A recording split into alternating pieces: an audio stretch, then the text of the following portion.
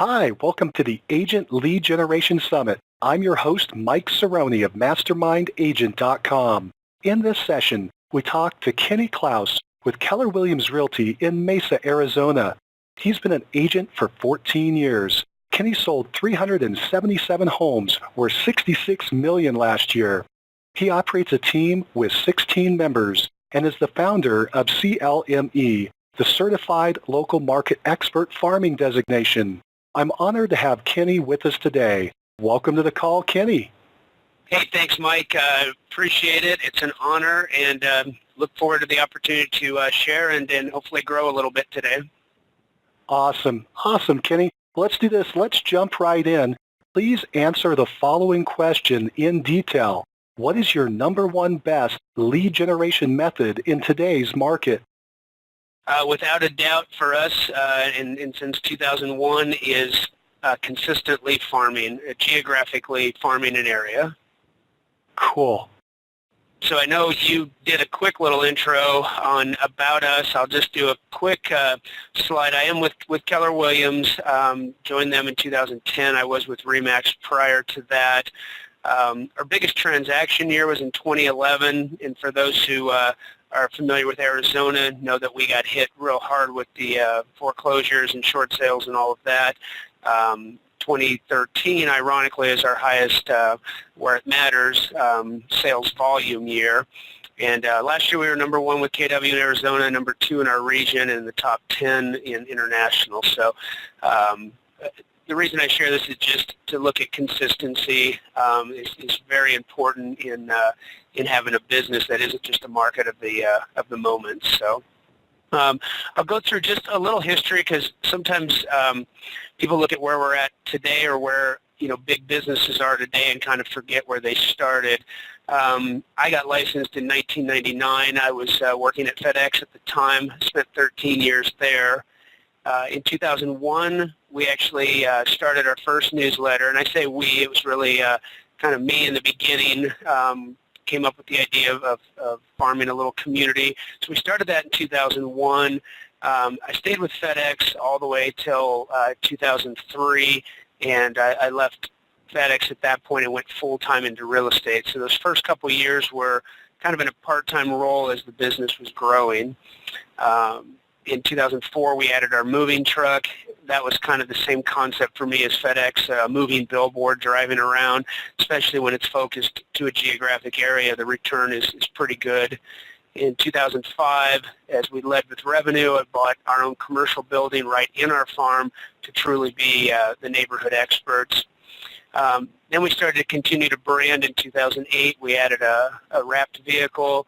2010, we added another wrapped vehicle. And as I mentioned, we left RE/MAX, joined KW, and in 2012 was kind of neat as we got ranked number 14 by transaction volume in the Wall Street Journal list. So been in the top 100 the last 3 years in a row, which is pretty exciting to be consistently in there. I know there's a lot of turnover in there based on markets at the moment. So a little bit about me.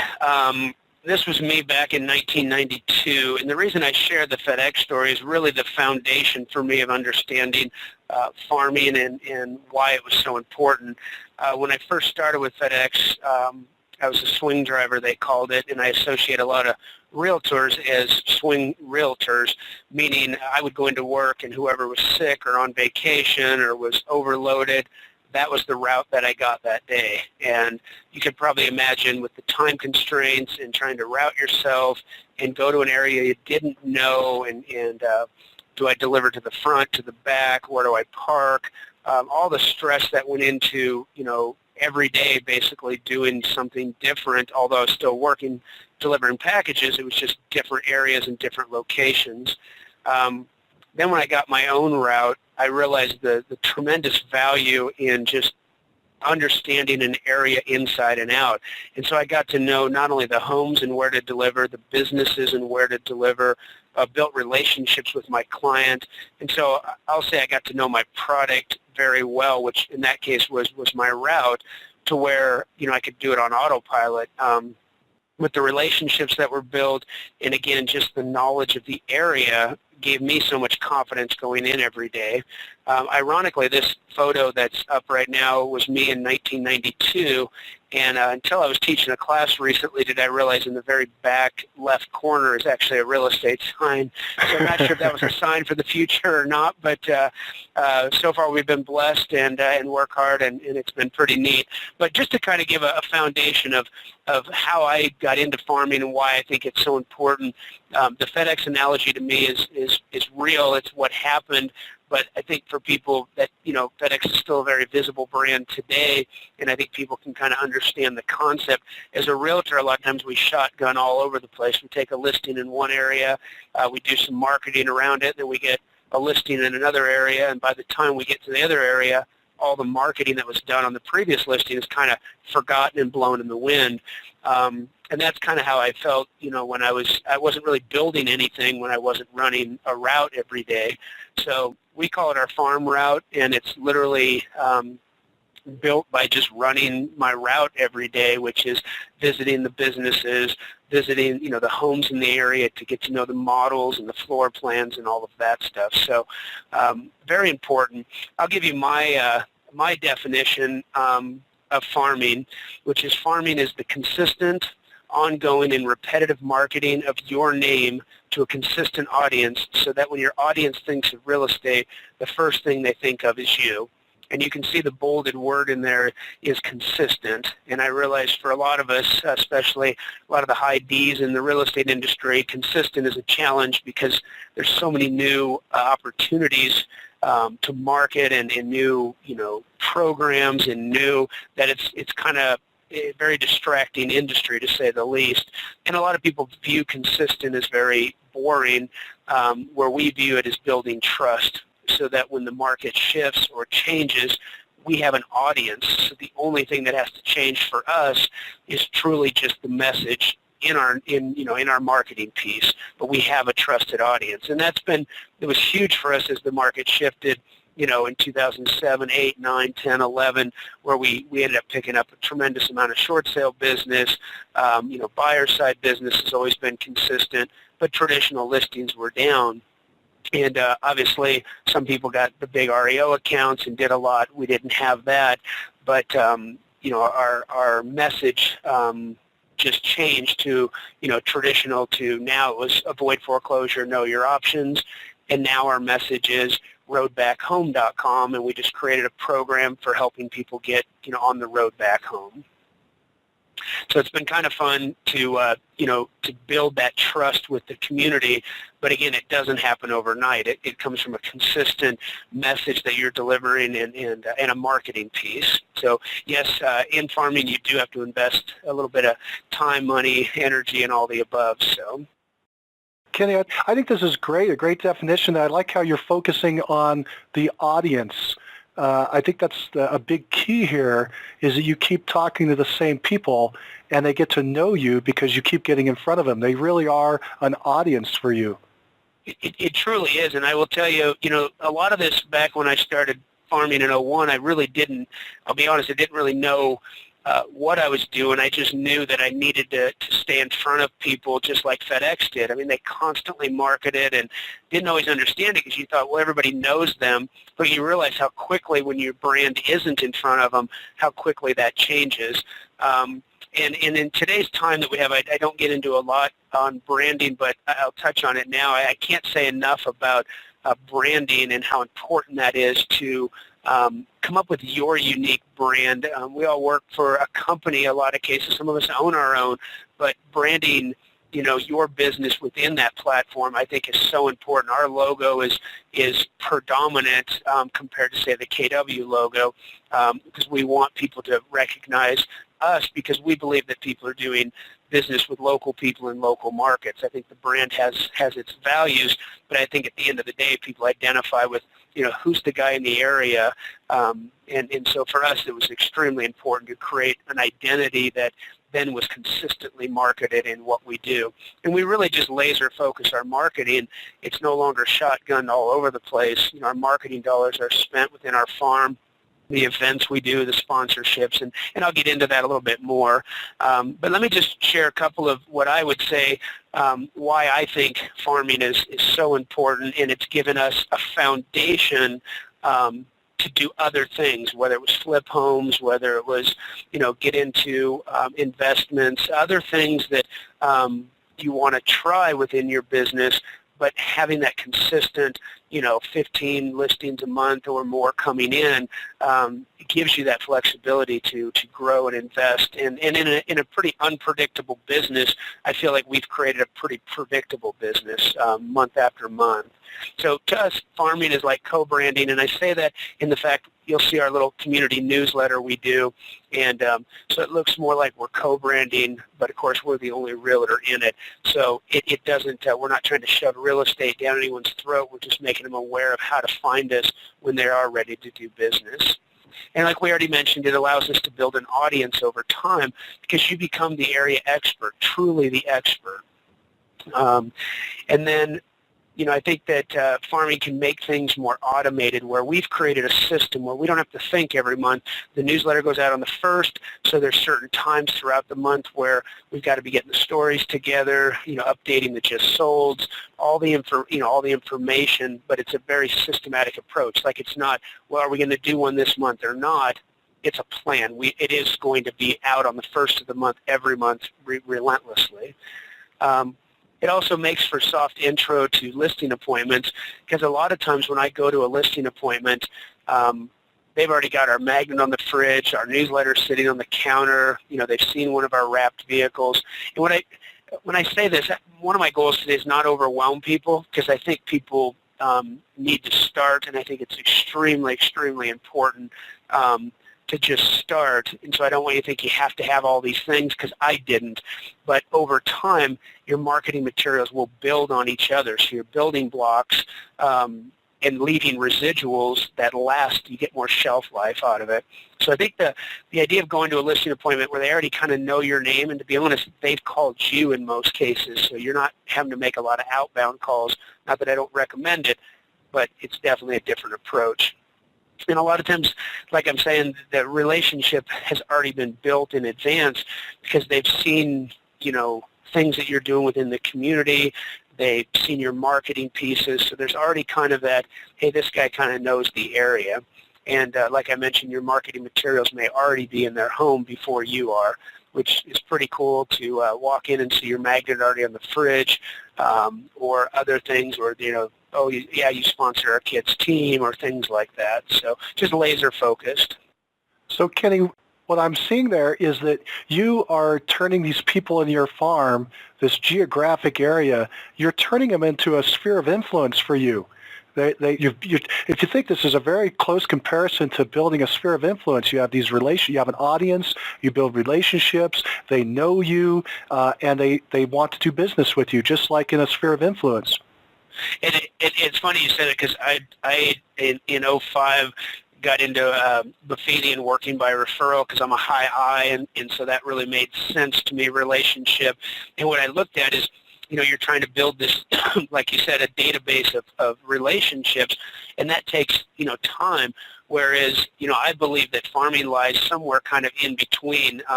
In Millionaire Real Estate Agent book, we talk about Mets and haven't Mets, and I kind of believe the farming piece lies almost in between, because you may not have met them yet, but it's not like you haven't met them in some way where they kind of already know who you are. And so I think that, yeah, absolutely. To me, it's just like having a big database that we touch every month. And let's face it, most realtors, when they sell in an area, maybe send a Christmas card, maybe to their their past client, where once they're in my farm, they're getting a minimum of 12 touches a year from us, let alone the real estate signs, the just sold postcards, other things. So it's one of the reasons why this next slide we're going to talk about why I think farming is so important, or in about a couple slides here. But let me just go over real quick what the consumers want in an agent. And I think when you see this information, at least this is what really hit me and gave me a lot of confidence in what we were doing as we move forward. So honesty, integrity, we get that 98%. Again, these are NAR numbers. Knowledge of the process, 95%. responsiveness, just getting back to people, 93. But here's the one that got me and why I put it in red was knowledge of the market. So 92% of consumers polled by NAR said they're looking for an agent who has knowledge of the market. Well, what does a farming agent typically have? Extreme knowledge of the market, because that's their one thing. That's where they're focusing their time. As we move on, communication skills, which I think any relationship, communication's the key. I mean, that's usually a big complaint we hear. And then the next one was knowledge of the area. And so to me, of the top 6 things, 2 of them hit right in the farming category for me. We have extreme knowledge of the market and extreme knowledge of the area. So you're talking, 3/4 of the people said, I want an agent that knows the area. Well, when I show you our community newsletter, it'll show that we have knowledge of the area. We're updating them on new businesses opening, freeway closures, any new developments that are happening in the area, sales, all those kind of things. The number that probably hit me the most, and I think unfortunately a lot of us as realtors spend time focusing on tech skills, and yet our consumer cares 37% of the time what our tech skills are.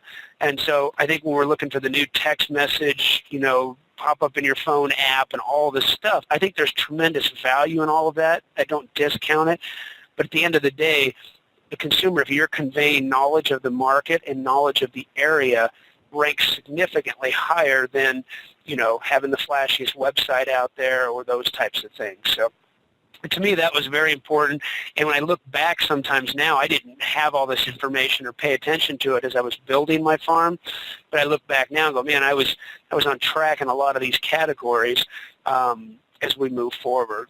And one thing I want to share that I think a lot of us miss the boat on, and as I've been out training now across the country and helping agents, kind of understand farming and why it's so important, one of the feedback I got from an agent that really hit me, and he said, one of the reasons that I feel that you have so much success with what you're doing is because you're very authentic in what you're doing, meaning that your farm knows you care more about the farm than you do the real estate transaction.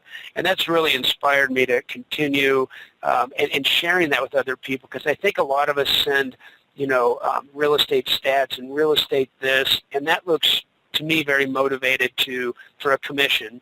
And obviously that's why we're all in business, is to serve people, and obviously we've got to earn a living.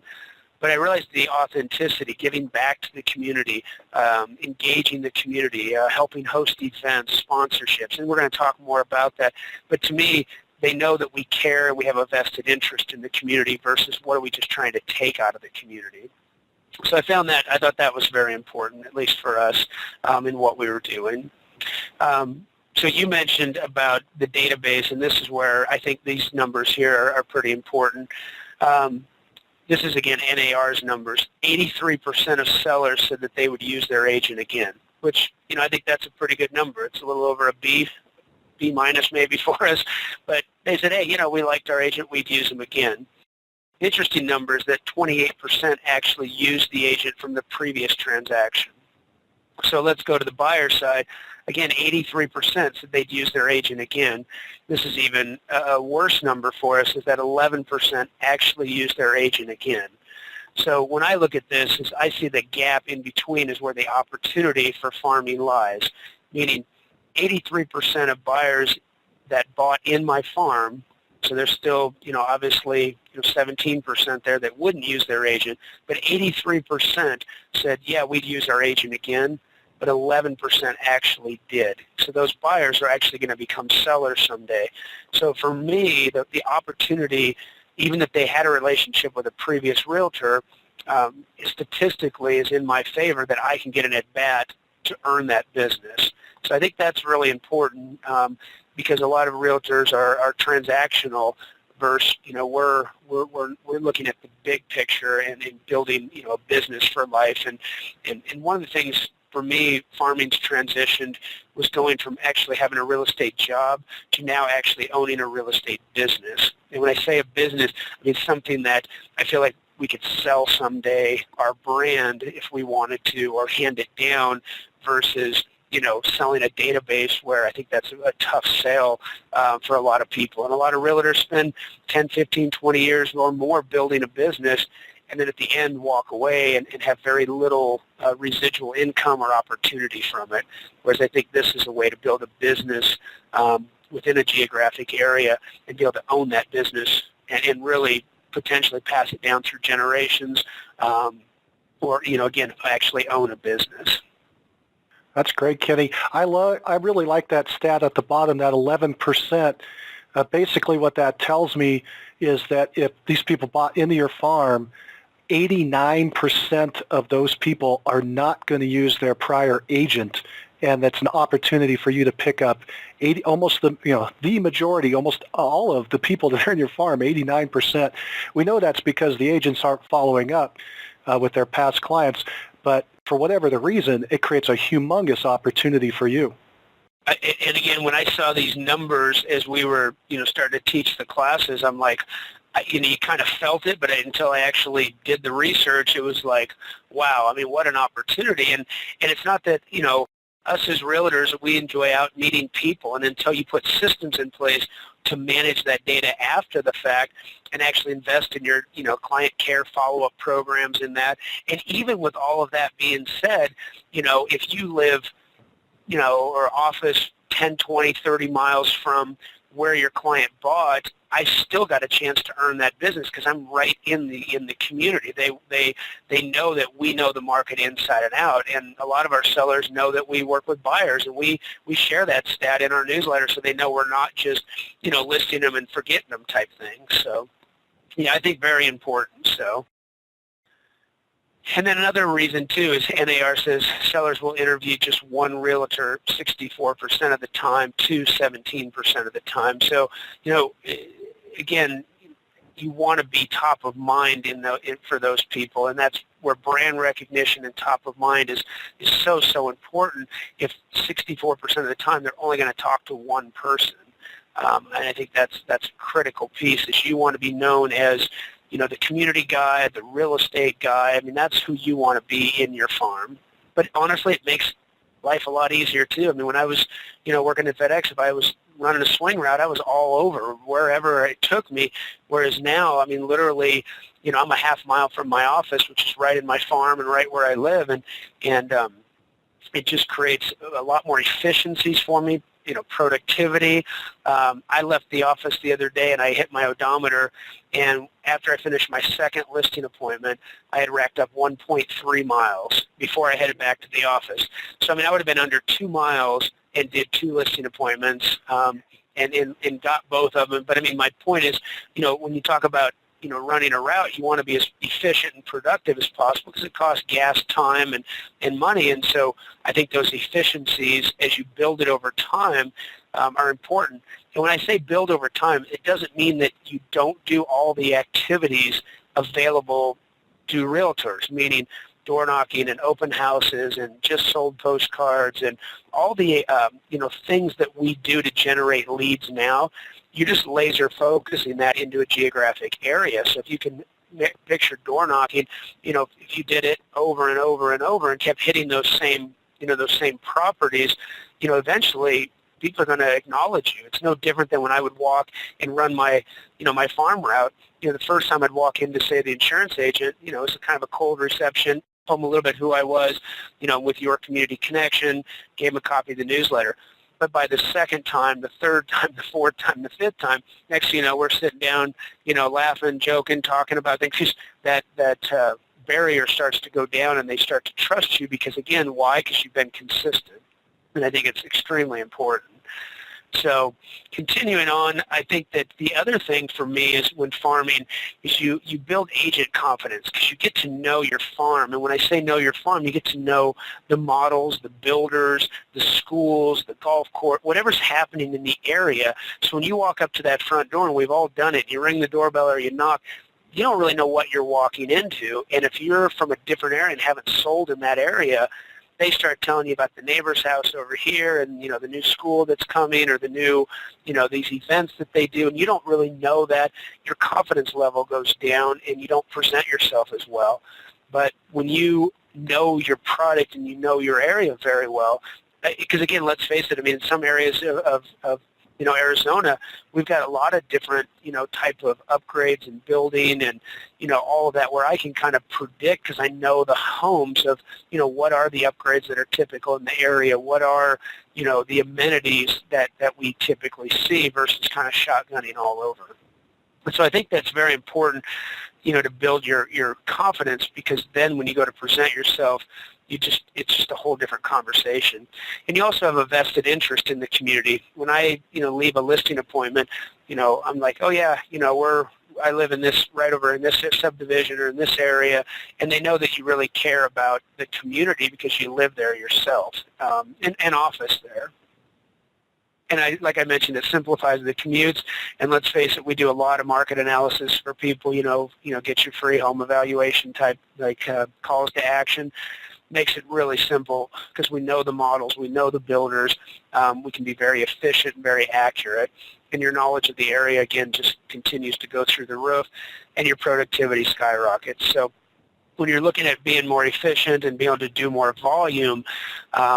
When you know the area, your commute is close, the communities, again, I just think it makes it really, really a fun way to do business, to be honest with you. We all have to do some internet lead generation for buyer leads and even seller leads. But let's face it, for those that are relational, is that really what you want to spend your time is to go through 100 leads to pick up one or two? That wears you out over time. Where most of my appointments are very effective as far as getting the business or putting them, in a incubation system for future business. So I think that's important. For me, it's extremely important. So just like a real farmer, you have to invest three things to get that consistent return, and that's time, which a lot of us have that. Money, I know we have to invest a little bit, but if you want to own a business, you got to invest in it. That's just any business, not just real estate. And then, of course, the old W word, the work word, which I know in the real estate industry can scare some people, but it is hard, consistent work, but then the rewards are there. So just like real farming, you have to wait for the seeds to germinate. The rewards aren't always immediate. And I always tell people, don't expect a return for a while. I mean, maybe 6 months, could be a year before you get that consistent 2-3 listings a month coming out of there. But I'll be honest, I've seen people do it quicker. If they're doing focused open houses, they're doing door knocking, and they're doing, they put magnets on their car until they can upgrade to a wrap, let's say, and they're really involved in the community quicker. If you're just sending a newsletter and hoping for the return, it's going to take a little more time because that's the only thing they're getting. So I think that's important. But again, keep in mind, like any small business, it just doesn't start overnight. You have to build it. And so when you're picking your farm and that, you want to remember this is where I'm going to own my business for years to come. And I'll talk just a little bit about choosing a farm because I think that's extremely important. We picked an area to farm. And if I would have ran the data, it probably wouldn't have made a ton of sense because there was still new construction in it. But I didn't need immediate returns because I still had a part-time job. But I think that when you're looking at choosing a farm, some obvious things is, looking at the sales activity over the last couple years. Is the number of homes there, sold, is that enough to fill your need? And again, we're going to really encourage starting small. So really the first thing in choosing a farm is choosing a budget and whether or not you can get some vendor partners like your title and lender to help kind of invest in your, in the business and the growth. We started with an area that had 1,700 homes, and now we are at, I think it's 21,800 we're farming to. So we had an area that had room to grow as we had success. So we didn't start with 10,000 and run out of money in 6 months. We started small. As we earned some closings, we reinvested into growing. But I think it's important, to make sure there's enough sales activity. And in some of our markets throughout the country, the sales activity is a little skewed right now because of short sale and REO and that. But you can usually tell, is there enough sales in there? I think it's important to live and work in or very near your farm. So geographically, depending where you're at in the country, that could, it could be a little further away because the towns are spread out. For us, it's 5 to 10 miles or so. But I think living and working in it helps you stay on top of the events that are going on. It's easier to run your route because you're right there in your farm consistently. Also want to look, is there a dominant agent? Does someone have, depending, it could be 15, 20% market share, could be 25. I think, and I hear higher numbers than that, I'd have to look into it a little more. But is there someone who's already kind of got top of mind awareness and doing a good business in there? And maybe you go around that area somewhere and see if there's another opportunity. And then as you grow, maybe you move into that area. That's just an opinion, but I think it's going to take you longer to start if there's someone already kind of dominating that area. And then choosing the farm based on the numbers, not on your heart. Meaning you may really love an area, but does it make business sense? Because keep in mind now we're making business decisions. Is the average sales price, good? Is the type of homes and the consistent turnover where you want it to be? And I think that's extremely, extremely important. What do the turnover rates look like? Is there 7%? Is there 5%? Is there 10%? I wouldn't, you want to. For us, we're starting another farm that's just right around 6% turnover rate, but we believe that we can build a business in there for one of our agents, so we're going to go for it. But I think, looking for, that kind of a turnover rate at a minimum is where you want to be, depending, too, on your average sales price. Kenny, that was an interesting question. Turnover rates, you said 6% is the low end. Is that the minimum, 5-6% that you look for? We're looking at some that are, 5.5, 6%, but we're talking, that's, say 200 and some homes, sold in there. So if we can get, the first year 10% of that and sell 20 homes in that farm, while our agent is still working buyer leads and that, we feel like we can eventually, build that up. And with the average sales price being a little higher than our current farm, if we can get 20, then the numbers make sense based on the investment, of a newsletter, of a community website, and some of the other ancillary things. It pencils out pretty good. But, yeah, you want to make sure there's enough turnover, to build a business in. You answered the second question that I kind of had on my brain here that when you're going through this, and that is when somebody's analyzing one of these farms, what percentage of those sales do they think they can get in the first year versus, say, the fifth year? Is there a certain percent? You said 10%. Do you think that you could get that first year? Well, we're shooting for, our goal is to try to get, 10% of that, say, of 200 sales in the first year, which is probably pretty aggressive, but our system is ready to go, so we've learned a lot of the do's and don'ts and the flaws, and I think we can speed that up. And for an agent, that's all they have to focus on. They don't have to do the back-end transaction management. They don't have to deal with getting the newsletter out, because the way our system is built, they just get to go be an agent and do the farming piece. I think that they can door knock, and I think we can get in. And to be honest, they can leverage our team stats. So my numbers may be a little skewed from, say, someone who's just starting who, hasn't sold X amount of homes and doesn't have kind of maybe that. But again, there's other things to focus on, with what your business offers compared to, say, what our business offers. I don't have a projection out to say what 5 years looks like. I think if you can get, 15 to 20% market share, you're going to be doing real well if your turnover rates are there. So, if we could be closing, 40, 50 homes in that area within a couple of years. Like my farm, for example, we just moved it up where we're doing a few more homes now, but we were at about 17,000 homes, about 17, 18,000, and we had about a 17% market share, which represented about 240 closed sales in our farm. So even having 17% and everybody knows us as like the local realtors, there's still 83% of the sales that we weren't involved in.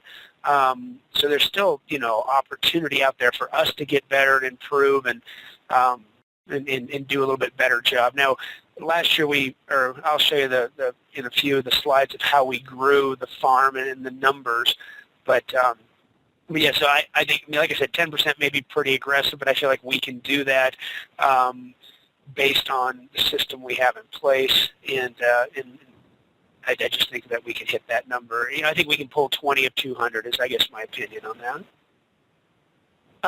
And then also one thing I mentioned earlier is budget for at least one marketing piece a month and commit to a year. So when I started with my newsletter, I was working at FedEx. I didn't have a tremendous savings account yet, but I said, well, my farm was costing about $1,500 or so a month to farm, which back then digital printing was more expensive. I mean, just everything. We've gotten a lot more efficient today, but and I wasn't doing the volume, but I said I have to have 12 months reserves of this account because I can't quit for 12 months. And I was pretty lucky. The very first month we sent out a little newsletter and I got a listing from it. Now, of course, we were further out at the time, new construction. It took about 3 months for that listing to sell. So we didn't, there wasn't really any profit, obviously, on that first sale. Then we went 7 months without another listing. So there was a big dry spell in there, and I got to tell you, a tremendous amount of quitting points along that way to go, what am I doing? I'm just wasting my savings. No one likes me. All the emotions that go along with it. And then on my 7th month, I got 3 listing appointments and landed all 3. And again, back then I didn't keep track, but as far as I can remember, I don't remember doing less than 3 since then listing appointments, and we averaged, I think we averaged 13, 14 listings, regular retail listings a month last year. So, but I think that budget for 1 year to not quit, most realtors that we've seen, 2-3 months out of the gate, and they go, well, that was a dumb idea, or farming doesn't work, or whatever. I haven't known anyone who's committed to a year and said farming doesn't work if they're personally growing and if they're growing their business and if they're, good agents. I mean, there's obviously a combination of things there, but anybody I know that has said, I'm going to do it for a year, I've seen have success. And then by year 2, that compounds in year 3 and year 4, and quickly it happens. I mean, my goal was to do it for 10 years and then look up and go, what happened? And we've been blessed because, now we're in our 13th, almost 14th year, 13th, we're in our 13th year of farming. So, and again, as I said, I mean, this could be the first slide and probably only slide. Farming equals consistency. If you're not willing to be consistent at something and build a system that supports that, then the rest of this just really won't matter. I mean, you've really got to focus on, I'm going to consistently work this area. There's a book out there called The One Thing, actually written by Gary Keller, really not a real estate book, more of a business book, but I can tell you that's when it really hit me. I said, man, we have been doing our one thing. We have been farming geographically, and look what's happened, And to me, that was pretty exciting because in our world today, we're all ADD, there's all these opportunities, and this is going to be the thing, and I think just picking, for me, geographically picking an area and just being consistent has allowed me to look at those other opportunities, but always stay consistent to our farm. Next, I was just going to share a couple marketing concepts and some ideas that we've done over the years. Nothing too revolutionary here, but again, consistent. So we started the community garage sales back in 2001. And then what led there was a lot of work for us because we had to start them because they weren't happening. In a lot of communities, they're already happening. All you've got to do then is announce them in your newsletter and help support them, but you don't actually have to do them. Ironically, this next slide, I see an error in there, but it should say newsletter every month consistently. We've done a Halloween parade. We have a little golf course in one of our farms, so we organized for the families and kids to come out, and we had some businesses donate some things, and we had gift baskets and just kind of fun stuff. Parents could take pictures. We do a Christmas fundraiser at the golf course every year. That's a big, big event. We have a movie out on the driving range, and they do hot chocolate, and I get our local businesses. We do a neighborhood basket from our local businesses where they can put coupons in, but now we just get to help advertise it in our newsletter. We don't have to actually coordinate the event and go through all of that. We donate about 30,000 bottles of water a year over to the high schools and the elementary school in our farm, which of course is branded with us. We just did a new one, just went out. We did a restaurant in the area, and a lender all on the label, so we're able to divide the cost by 3, and it just says like proud community supporters, and we give that to them so they can hand out at their games or their carnivals or things and sell at $1 a piece, so it becomes a good fundraiser, and we're well known for the water bottles in the area. And then our high school is the Jaguars, so we did what we'll call Jag Rags, which this is a little more expensive one, but so I invested about $3,000 in these and gave them to the band at the high school, and they sold them for like $2 a piece to people coming in. So it's kind of the whole terrible towel concept with the Steelers, just the Jag Rags, but the benefit to something like this is that it gets held onto. I'll be showing a house, and this will be pinned up on a kid's wall, say in their bedroom, because they held on to it, or they'll bring it back to the next game. So it has some residuals. We do have our website and a couple of the community websites on it, but really try to focus on the community and then just make them aware that, we're the ones helping support that. We also did some childhood play signs that we gave away to the communities. These were pretty easy, a little more expensive, so you want to be careful on how you're advertising those. But we just ordered the childhood play signs. We had some stickers made and put it on top of it. Again, a way that people hold on to these. And ironically, that's our old logo on that picture. We've updated that, but the idea was, what can we do to give back to the community? And in a family-based area, handing out these signs that people keep in their garage and hold on to. And we'll drive through the community. You'll see them out on the street. So pretty good investment, just a little more expensive one.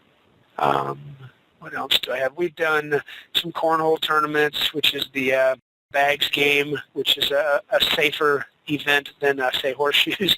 But just kind of a fun event we do at the golf course, gets everybody out. We do our calendar magnets. We've been doing those since 2001. So this year we sent out just under 22,000 magnets to every house in our farm. Again, a little more of an investment, a little more expensive, but I started in 01 when we didn't have the budget, and we started with 1,700 and sent those out so that people knew how to get a hold of us all the time. As we were building the business, and still today, people count on them. They have them on their fridges, and it's kind of a lot of fun. Remember, we talked early on about building an audience, and so we already had that audience when the market shifted into the short sale market. We were that trusted advisor because we already knew us. We had brand recognition, so we would teach a short sale workshop at the golf course clubhouse, have people come out, had a CPA and attorney, and teach them on that. So, and we do a lot of T-shirt sponsorships. We've all seen the grocery store ad dividers or grocery carts or things like that, and all I encourage with that is, sometimes you're playing defense too, keep people out of your farm. The grocery store dividers are actually pretty affordable, and we do get comments on those. But again, just focusing your marketing in your farm. So if you're going to spend money, just try to make sure it's within the farm. We did some pom-poms that we handed out, just different little trinkets that you can advertise with your name on it. We did a big community awareness event over at the high school parking lot where we had the police department and different community-based things where people go out, kids could get fingerprinted, things like that. Shredding events.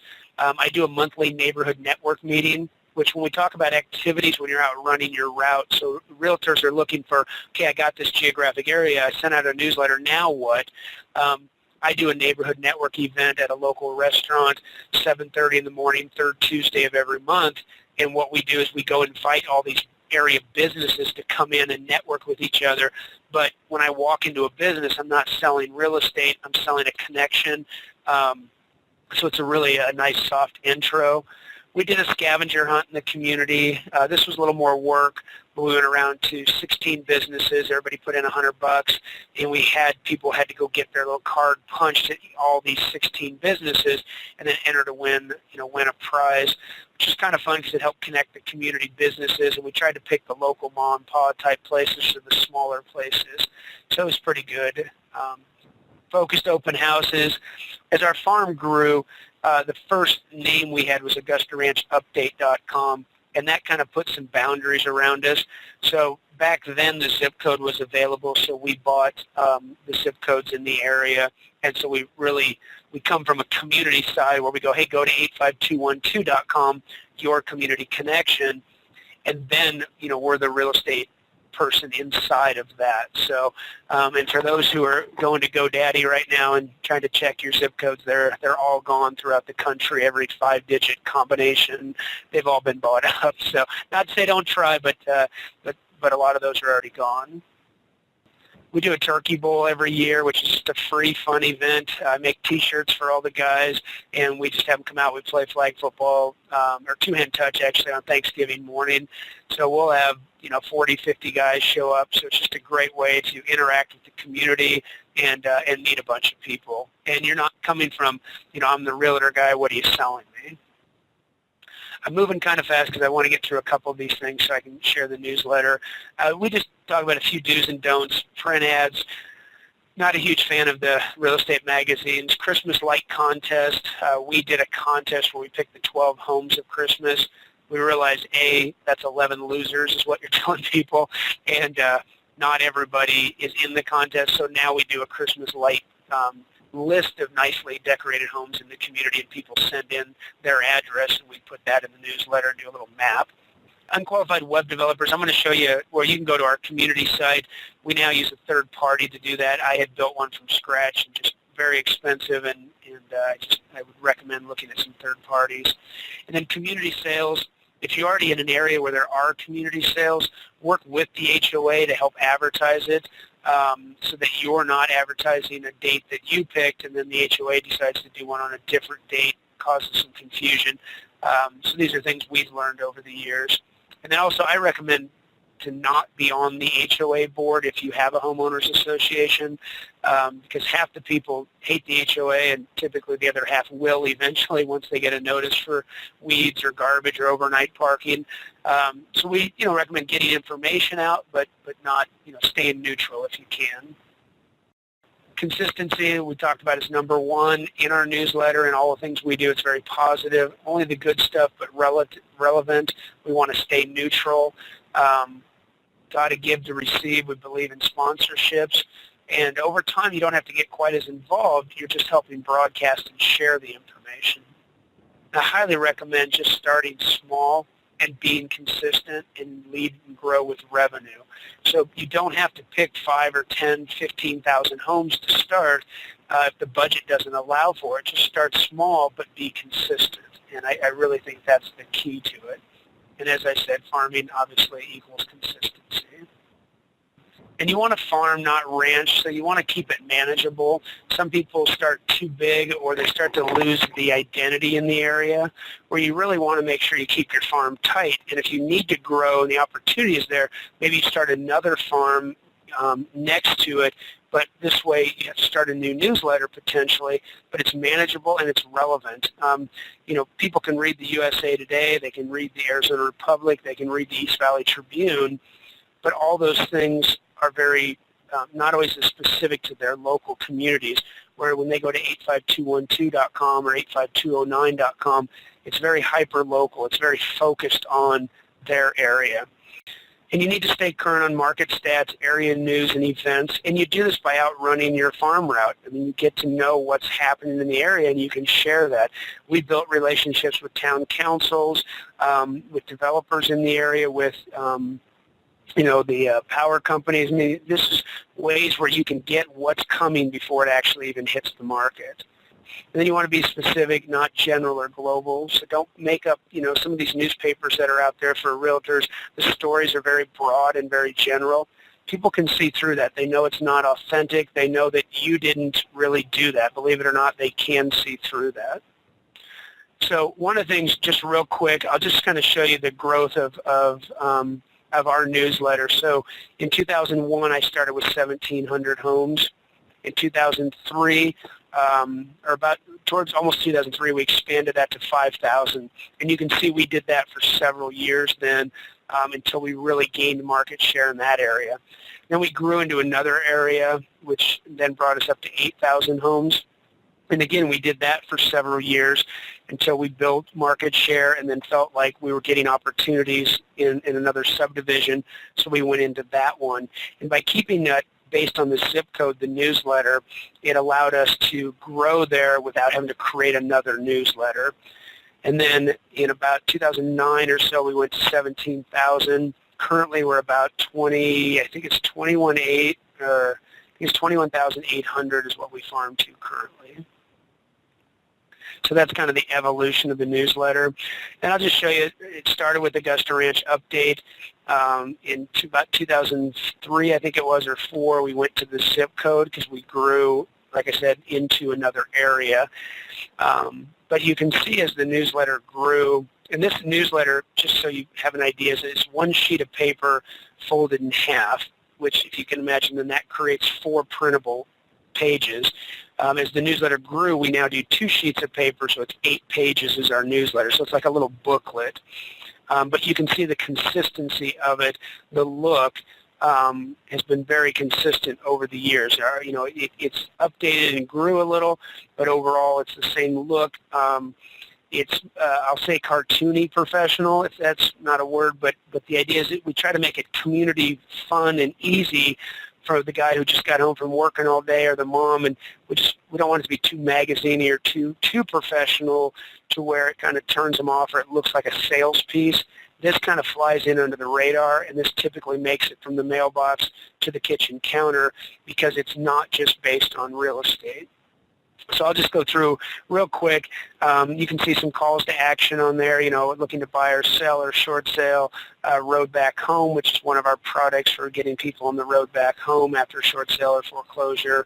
I just kind of go through. So we have some information about schools. We have our networking event.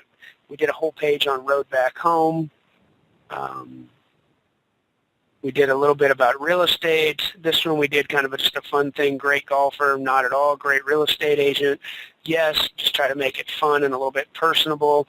I don't typically put my picture on a lot of stuff, but this one was far enough away, so I felt comfortable with it. And then we just list some of the closed sales, in the area on the outside margins or the different subdivisions. And that section changes up time to time. Had a little community news, talked about, a new development that was coming. We do a few paid ads in there also. When you're first starting out, you're not going to end up doing that because your newsletter, typically, there's not going to be enough pages to sell. You're going to need content. So like our next newsletter that's going out in a new farm is only going to be 4 pages, and so we won't have paid ad section. We will have a front cover. We'll have the inside page will be information in the community. The third page will be real estate statistics, and then the back page will be pictures of houses. Currently, our back page is free ads. And when I started this in 2001, free ads were a big deal because we didn't have Craigslist and things like that. But now with that, we don't see that as being quite as valuable as it was. But the key to it is being consistent front and back, so they expect it. It goes out the first of every month. We add some school info. We got the free classifieds, and then community info. And sometimes the community info is a little broad if there isn't a whole lot happening in the community. So maybe 4th of July we'll list where the local fireworks are, fundraisers or things. And then, of course, recent sales and listings. And then ads, again, you can put some ads in there over time if you decide to. If you notice the header of each page, we would have, say a mortgage company or a title company sponsor that, and that way, they could help share a little bit in the cost of that. And then, of course, social media integration. We use Like Your Community versus Like Us, and we do use a community Facebook page to go along with our community website. And so when people are online later, they can look at like 85212.com and see kind of our community-based website that we update. And this is, every once in a while in the newsletter, we'll do a little infographic, just something fun for the community, kind of give them an idea of what values look like and where things are going. And going back to, again, just farming being very consistent is the key to everything we've talked about today. I know I kind of probably breeze through it quick. It's hard to get all the things that we do in a short period of time, without overwhelming people either. But I really believe that farming for me is the way to build a business. It takes time, but anything in life that you've invested your time and energy and effort in, I think that you actually will have something at the end of this. Kenny, I have a question for you on that newsletter. Thank you for going through that. What really struck me is that in the newsletter, I believe only a half of one page, or about 1/16 of the newsletter, had real estate that you were selling or had sold. The rest of it was all community-based. It seems counterintuitive to me that that's what would generate so many listings and sales for you, but it appears to be working. Is that intentional?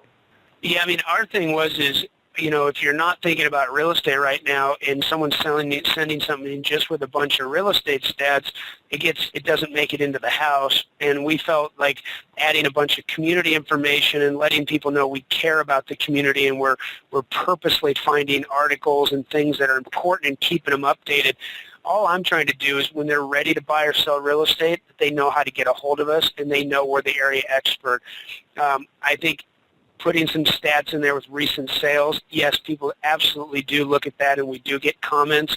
Putting a bunch of listings in there that are for sale in the neighborhood, I think that you take up a lot of print space when people can literally go online and search for all the homes available. But for our sellers in the area, all those listings, when we put them in there, are always going to be ours, and we usually do a sample and rotate them. So we'll have a smaller home, a larger home, maybe a condo, so there's a sample. And I tell my sellers that, we don't put every single listing in there. We try to put, ones that we think are going to draw the most phone calls and opportunities. And then sometimes we'll do stats a little bit about us. We'll do a compare and contrast. Next month we're actually doing one where it's kind of like a scorecard where it's going to list, questions to ask when interviewing an agent. And then, of course, our section will be filled in. How many homes have you sold in this zip code? Kenny Klaus team, over 2,000. And the other agent would have to fill in what they've done.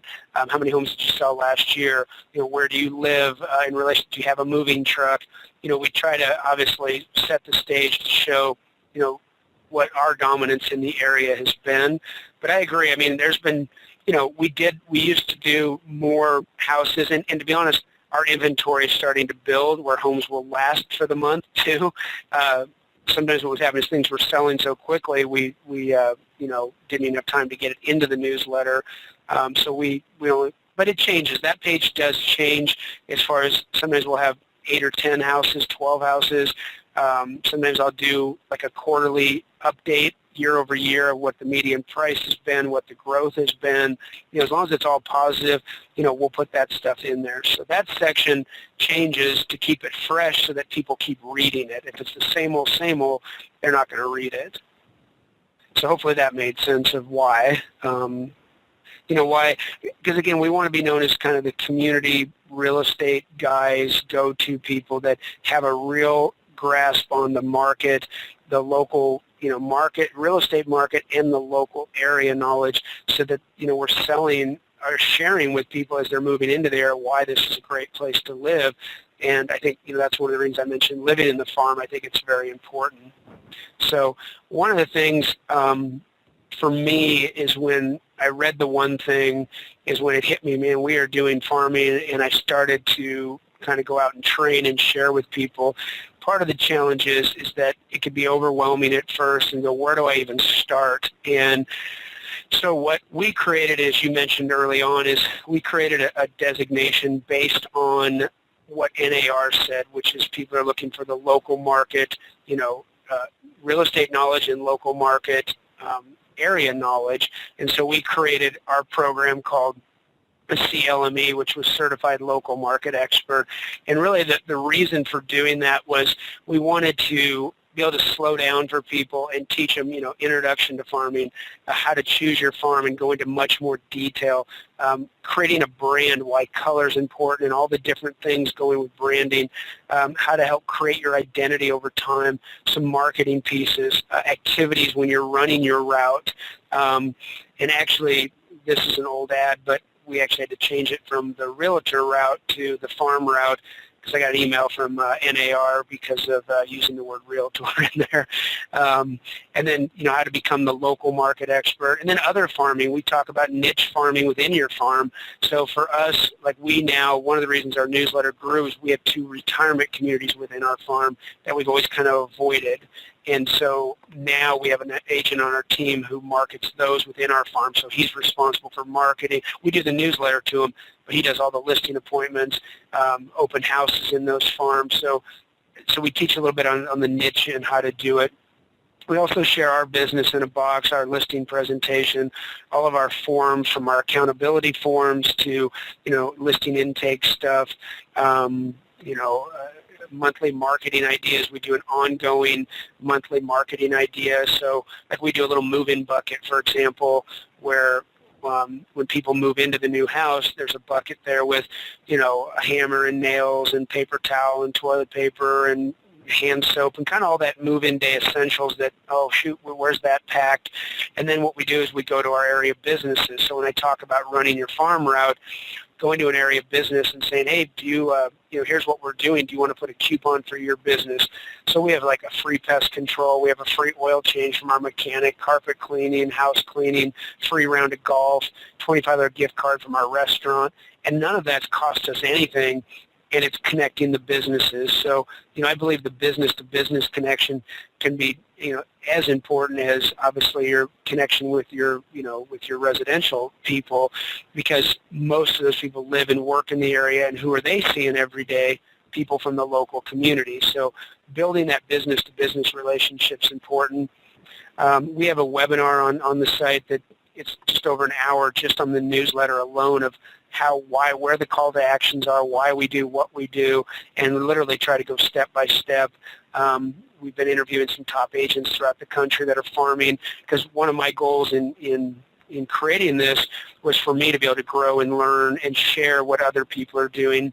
And then we have a private Facebook page for people to go in and ask questions. Hey, I was door knocking, this happened, or how do you do this? And really create a like-minded group of sharing. And so I won't spend a lot of time, but just kind of where we're at with that.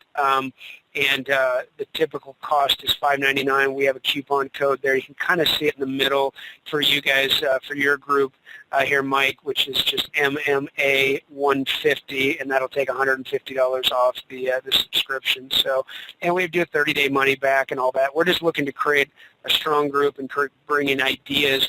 It's hard enough to be selling real estate out there, let alone having to think of new ideas all the time, whereas if we can create a network of people sharing and helping pick each other up when we're down, or we're having a chat. We had a gal the other day posted on there about her door knocking and how it went, and then other people jumped in and shared ideas, and here's what I do, and keep your head up. And she's like, I'm going back out tomorrow now. And so it's just we all need that little push sometimes. So that was the idea behind it. And then outside of that, it's my passion. It's what I enjoy doing. We enjoy sharing, and for me, again, I was the FedEx guy, so I believe that anybody can do this if they enjoy, connecting people, personally growing, which I know I didn't touch on that too much, but I think that's the number one thing is, you can't expect things around you to grow unless you're personally growing with the books you're reading and, who you're networking and sharing with. So Mike, I know I talked a lot, and I hope I covered and added some value for you guys today. Anything else that we didn't talk about that you were hoping to get or to be able to share today? Kenny, I think you did a great job. You gave us a lot of material to look at and think about. I really appreciate that. Just a quick question, the CLME, I didn't see a web address there. How would they get there if they wanted to learn more about it? It's just actually CLME.com, and so we tried to make it easy. Those 4 letters weren't cheap because that domain was taken, but no, we want to make this a perpetual type designation, and I say designation, it's really meant to be creating a group of like-minded people who whether they're just getting started farming or they've been farming for 10 years, 20 years, to share and help each other grow. So, our goal every month is we have a little item of value. We try to do a webinar with, either a company that we think makes sense for farming or, or a top producing agent. So it's a huge benefit for me because I get to connect with those people. And then we've got some discounts. We have a Home Depot discount for floor plans. We have the community website. If you go to our site, they offer a discount for CLME members also, which actually it's such a big discount. It actually pays for the subscription. But we believe that, having the community website that they can go to where, the newsletter printing can be expensive, obviously, and I'm sure a lot of people are familiar with EDDM, every door direct marketing with the post office.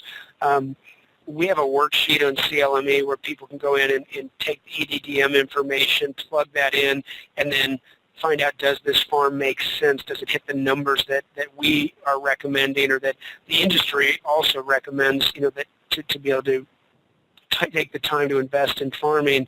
So it's meant to be a perpetual ongoing growth thing where people are sharing, so we're getting great new marketing ideas. We've got some lined up for this year already that are very affordable, very effective, and things that we've either done or someone else is doing in another part of the country that we're going to share that they've allowed us to share. So again, I just don't want people to get overwhelmed, end up doing nothing.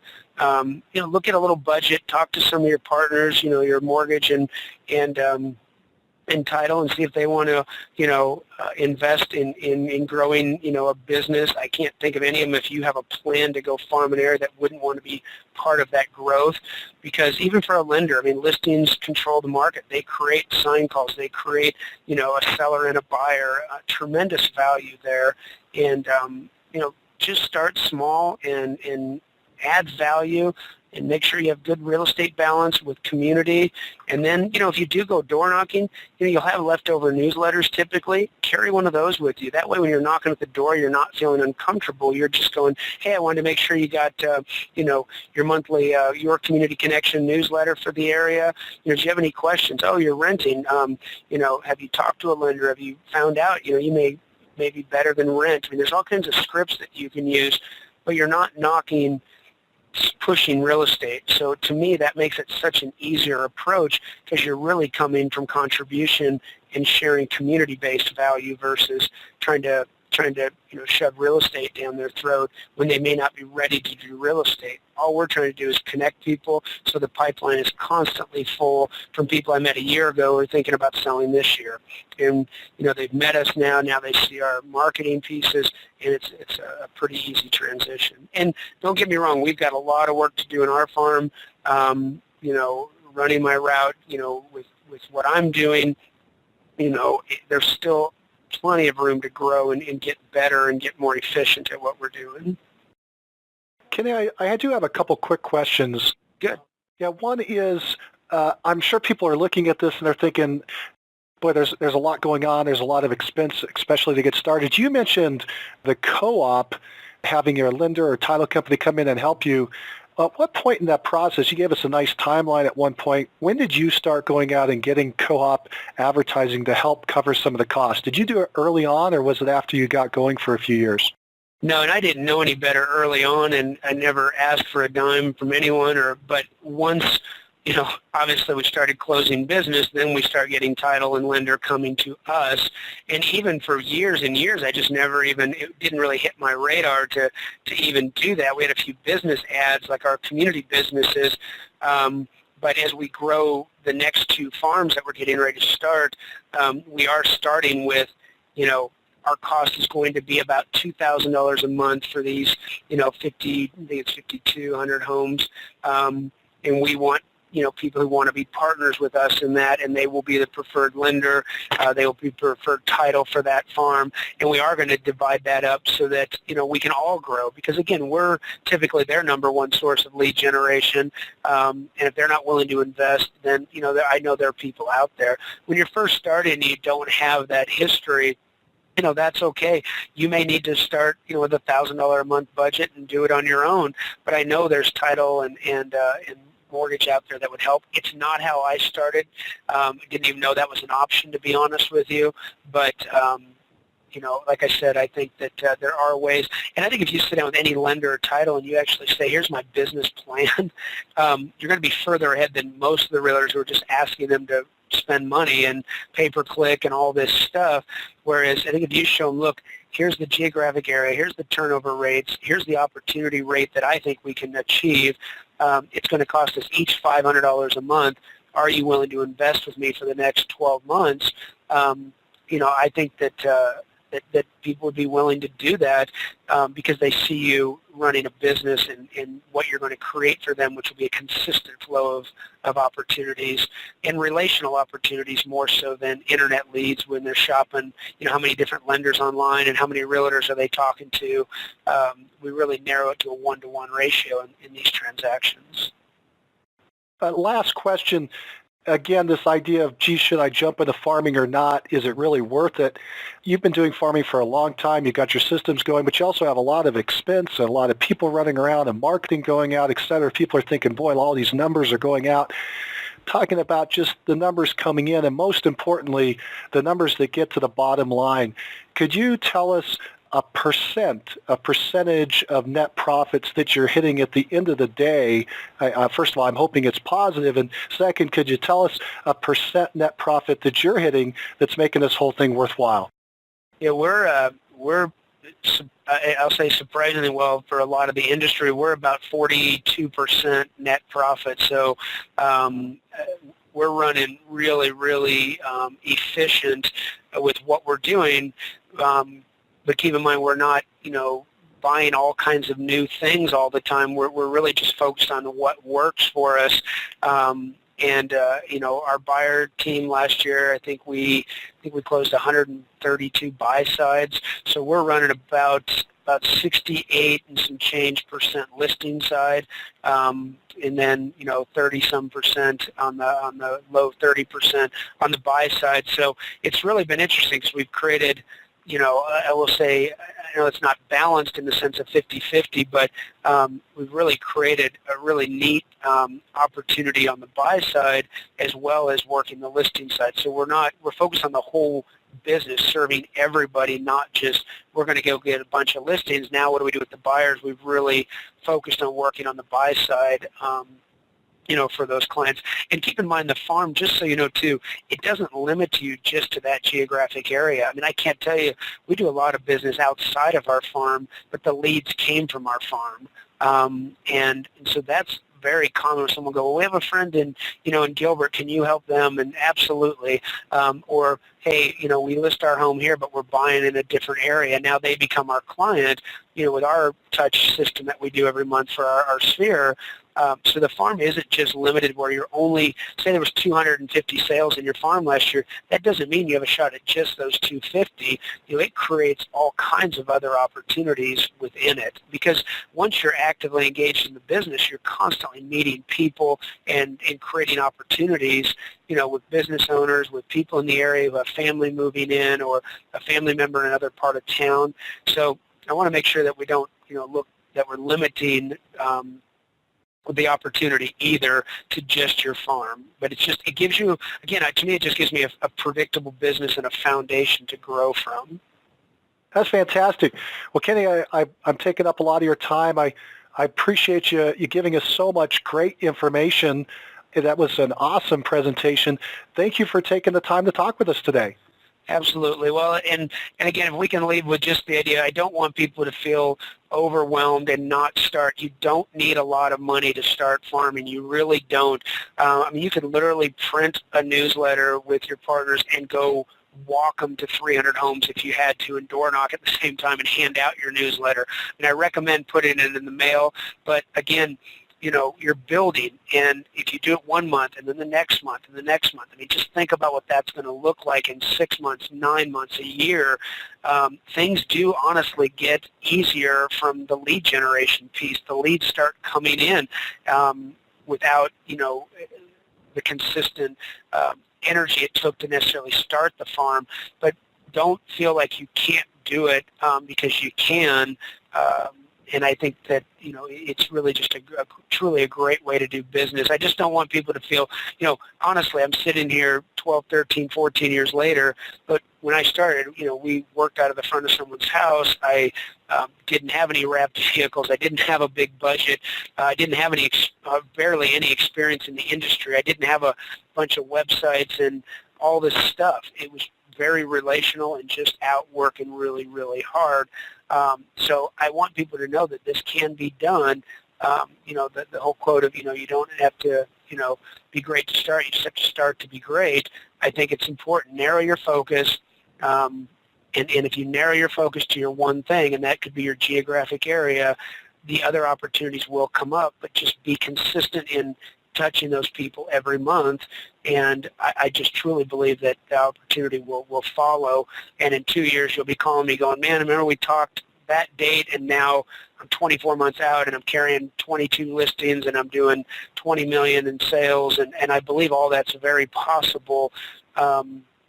Then you can leverage, and then you've got a whole other set of challenges. So don't get me wrong, but it's certainly a fun way to do business, and I highly recommend it. So I'm honored and appreciate the opportunity to share with you, Mike, and your group, and what you're doing out there of connecting, high-minded people and giving back to an industry that has been so good to us, and that's really what the goal of CLME was, to connect people and to give back and share and help each other grow, because we're really called cooperating agents, meaning we're working together, not against each other. And I think if we help each other and lift each other up and share, ultimately the consumer who we're out there to serve is going to benefit from it. So again, I appreciate the opportunity, and if I can help in any way, please let me know.